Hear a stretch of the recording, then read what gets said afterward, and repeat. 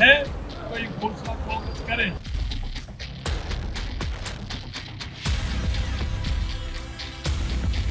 चुनावों का अंतिम समय चल रहा है, जैसा कि 25 तारीख को मतदान होना है और बहुत लंबा चुनाव प्रचार इस समय फरीदाबाद से बीजेपी के प्रत्याशी कृष्ण पाल गुर्जर, जो 2 बार से केंद्र सरकार में मंत्री भी रहे हैं और विधायक भी थे, पार्षद भी थे और जमीनी स्तर के नेता हैं, इस बार तीसरी बार सांसद पद के लिए अपनी किस्मत आजमा रहे हैं। पहले तो बहुत बहुत स्वागत है आज तक पर आपका। Thank you Varun ji, thank you. सांसद महोदय, क्या लग रहा है, बहुत लंबा चुनाव प्रचार भीषण प्रचंड गर्मी में?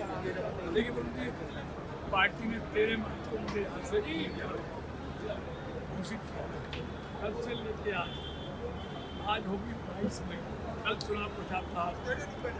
पिछले 2.5 महीने लगा था मैंने पार्टी के लिए प्रचार किया और आपने देखा होगा इस देश में हमेशा एंटी इनकम्बेंसी को लेकर चुनाव, मैंने अपने जीवन में ऐसे चुनाव नहीं देखे।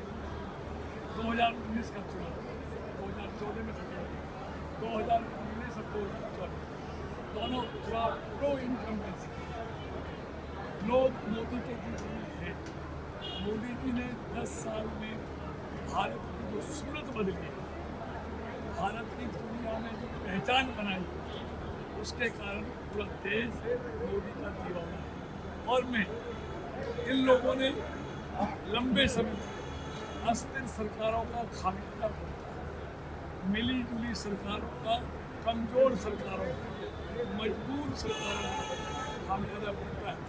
देश ने पहली बार देखा है कि एक स्थिर और मजबूत सरकार का क्या फायदा देश को मिलता है, वो लोगों ने 10 साल में देखा है। कृष्ण पाल जी, इस बार इंडिया गठबंधन लग गया है, आम आदमी पार्टी, कांग्रेस, तमाम दल एक साथ आ गए और आपके खिलाफ उतारा है पूर्व कैबिनेट मंत्री हरियाणा सरकार में रहे महेंद्र प्रताप जी को।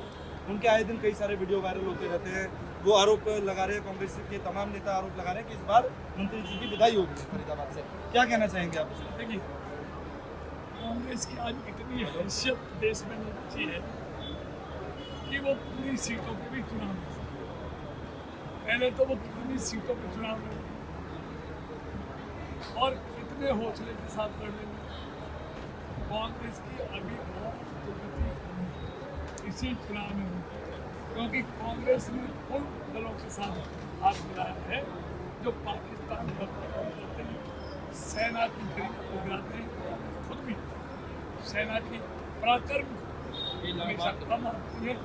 उन पर एक जो प्रतिष्ठा है, उनका जो हौसला है, हौसला को गिराते हुए कांग्रेस करती है। और कांग्रेस की हैसियत भी आज चुनाव लड़ने और दूसरी बात, देश को चाहिए एक स्थिर और मजबूत सरकार का मजबूत नेतृत्व। आज किसी दल के पास नहीं, अगर उनमें हौसला है, उनमें हिम्मत है, तो देश के लोगों को बताएं, मोदी नहीं तो कौन, वो चेहरा सामने लाए। उनके पास न चेहरा है, ना इनका राहुल गांधी के नाम पर तो कांग्रेस के कुछ लोग कह रहे हैं कि राहुल बनेंगे टीएम, ना इनका चरित्र बचा है। जनता को कहे ना, कांग्रेस ओपनली जनता को कहे कि मोदी के खिलाफ ये हमारा पीएम होगा। हिम्मत है तो ये घोषणा कांग्रेस करे। आज तक पर इंटरव्यू में देश के प्रधानमंत्री नरेंद्र मोदी ने कहा था कि अगर मैं दोबारा इंडिया की सरकार बनी तो मैं 125 दिन का रोड मैप रख दिया है उन्होंने कि मैं ये चीज़ करूँगा। आप फरीदाबाद के सांसद पद के लिए यहाँ से चुनाव लड़ रहे हैं, आपका क्या रोड मैप है कि 100 दिनों में आप सत्ता में वापसी करते हैं तो आप क्या करेंगे फरीदाबाद के लिए?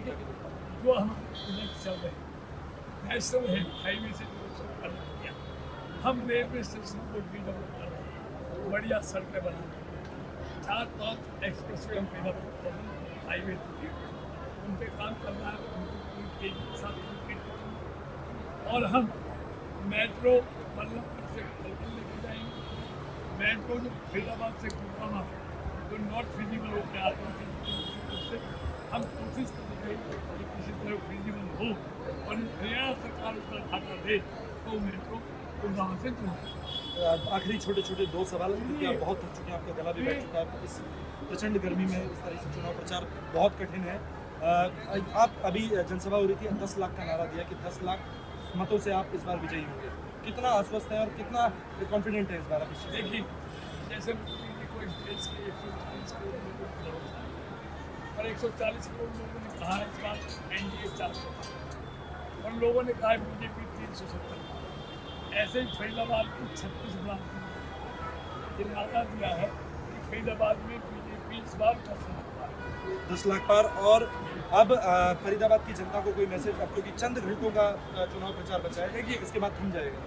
मैं से अपने लोकसभा क्षेत्र की जनता को एक निवेदन करता हूं। ये चुनाव देश के आने वाली पीढ़ियों के भविष्य के लिए, एक विकसित भारत के लिए, एक श्रेष्ठ भारत के लिए चुनाव है, जो सिर्फ मोदी सरकार ही कर सकती है। इसलिए उसने ज़्यादा से ज़्यादा मतदान करो। मोदी जी ने पूरा जीवन देश के लिए दिया, एक दिन मोदी जी के लिए और देश के लिए। 25 तारीख को कोई भी मतदाता छूटना नहीं चाहिए, सबको वोट डालना चाहिए और वोट डलवाना चाहिए। अधिक से अधिक मतदान हो, ऐसा मैं अपने लोकसभा क्षेत्र के मतदाताओं से और देश के मतदाताओं से निवेदन करता हूं। हरियाणा सरकार की शिक्षा मंत्री हमारे साथ हैं सीमा टिका जी। मैं ये जानना चाहूँगा, एक दिल्ली में मुद्दा उठा हुआ है स्वाति मामला। काफ़ी सारा प्रकरण से आप वाकिफ होंगे, आप महिला हैं, हरियाणा प्रदेश में शिक्षा मंत्री के पद पर हैं, जिम्मेदार पद पर हैं, क्या कहेंगे इस पूरे प्रकरण में? मोदी जी के राज में युवा का स्वावलंबन सुनिश्चित है। मोदी जी के राज में बेटियों की अस्मिता सुरक्षित है। मोदी जी के राज में बड़ों का, बुजुर्गों का मान सुरक्षित है। मोदी जी के राज में हमारे सैनिकों के त्योहार, उनके आज तक कोई प्रधानमंत्री मैंने देखा नहीं कि जो होली और दिवाली सैनिकों के साथ मनाता हो। तो ये सारी चीज़ें जो हैं, जो गलत नहीं है, जो सब बोलते हैं ना कि हम सब मोदी जी का परिवार, तो वो परिवार के हमारे भारत के अभिभावक हैं। तो मोदी जी की जो पॉलिसीज़ हैं, दिल्ली वालों की सिर्फ रंगशाला है, कहते संस्कारशाला, उनकी रंगशाला संस्कारशाला सिर्फ माँ भारती का सपूत नरेंद्र भाई मोदी वो ही दे सकते हैं। मुख्यमंत्री के घर में मारपीट एक महिला के साथ, जो DCW की अध्यक्ष रही और इस समय सांसद भी है। निंदनीय है, बहुत ही निंदनीय है। बेटियों की कोई बात नहीं मोदी में एक बात और मोदी जी कहते हैं बेटी बचाओ बेटी पढ़ाओ, और फरीदाबाद से जो कांग्रेस का उम्मीदवार है वो मंच से बेटियों को गाली देता है।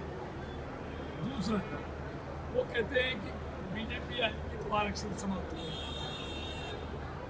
हमारी पार्टी का भी, हमारे नेता का भी आरक्षण को कोई समाप्त नहीं कर सकता, लेकिन कांग्रेस का यहाँ से फरीदाबाद से लोकसभा का उम्मीदवार आरक्षण पर पुनर्विचार की बात कहता है।